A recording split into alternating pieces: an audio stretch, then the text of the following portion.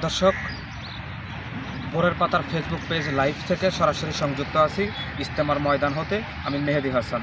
ইতিমধ্যে আপনারা জানতে পেরেছেন, গতকাল 144 ধারা জারির পর থেকেই ইজতেমা ময়দানের অবস্থিত সাধারণ মুসল্লি ও মাওলানা সাদ ও মাওলানা জুবাইর অনুসারীরাও ইজতেমার ময়দান ত্যাগ করেছেন।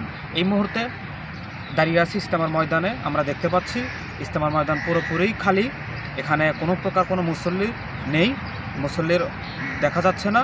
তবে আইন শৃঙ্খলার ব্যাপক তৎপরতা রয়েছে। এছাড়াও আমরা গাজীপুর মেট্রোপলিটন পুলিশ সূত্রে জানতে পেরেছি, পুরোটাই নিরাপত্তার চাদরে ঢেকে দেওয়া হয়েছে। সাথে সেনাবাহিনী, বিজিবি, র্যাব, পুলিশ, সকল আইন শৃঙ্খলা বাহিনী এখানে মোতায়েন করা হয়েছে। পুরো দৃশ্যটা আপনাদেরকে দেখানোর চেষ্টা করছি।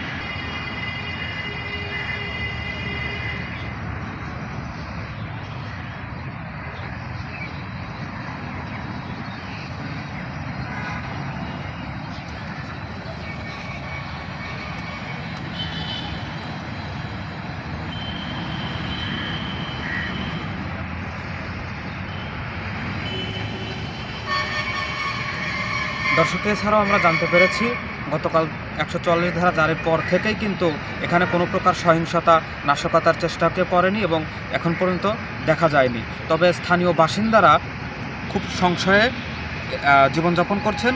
তারা খুব